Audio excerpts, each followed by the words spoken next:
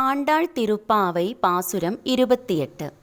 கறவைகள் பின் சென்று கானம் சேர்ந்துண்போம் அறிவொன்றுமில்லாத ஆய்குலத்து உன் தன்னை பிறவி பெறும் தனை புண்ணியம் யாமுடையோம் குறைவு ஒன்றுமில்லாத கோவிந்தா ஒன்றன்னோடுறவேல் நமக்கு இங்கு ஒழிக்க ஒழியாது அறியாத பிள்ளைகளோ அன்பினாலுன்றன்னை சிறுபேரழைத்தனவும் சீறி அருளாதே இறைவா நீ താരായി പറയേലോരം പാവായ്.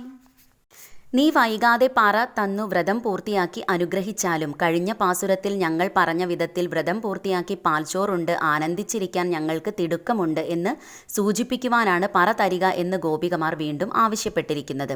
ഞങ്ങൾ ജനിച്ച ഇടയർ കുലത്തിൽ വന്ന് പിറന്നതിനാൽ വളർന്നതിനാൽ നിനക്കും ഞങ്ങൾക്കും തമ്മിലുള്ള ബന്ധം ഈ ജന്മത്തിൽ ഇല്ലാതാക്കാൻ ആര് ശ്രമിച്ചാലും കഴിയില്ല എന്നും ഗോപികമാർ പറയുന്നു.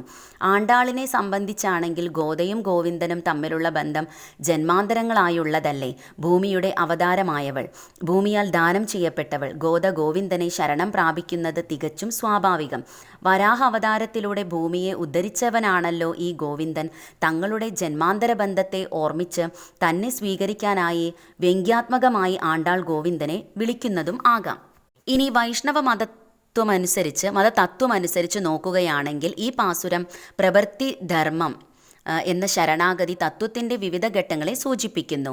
ശകാരപ്പേർ വിളിച്ചതിന് കോപിക്കരുതേ എന്ന് പറഞ്ഞതിന് പ്രാതികൂല്യവർജനം, ദൈവസങ്കല്പത്തിന് വിരോധമായി പ്രവർത്തിക്കാതിരിക്കുക എന്ന കാര്യം ആചരിക്കുന്നതിൽ വീഴ്ച വന്നിട്ടുണ്ടെങ്കിൽ പൊറുക്കണം എന്നർത്ഥം. പറ തരിക എന്നത് ഗോപ്തൃത്വ വരണത്തെ സൂചിപ്പിക്കുന്നു. ഭഗവാനെ മാത്രം രക്ഷകനായി സ്വീകരിക്കുക എന്നർത്ഥം. നിന്നോടുള്ള ബന്ധം ഇല്ലാതാക്കാൻ സാധ്യമല്ല എന്നു പറഞ്ഞത് ആത്മനിക്ഷേപത്തെ കുറിക്കുന്നു. ഭഗവാങ്കൽ ആത്മാവിനെ സമർപ്പിക്കുന്നു.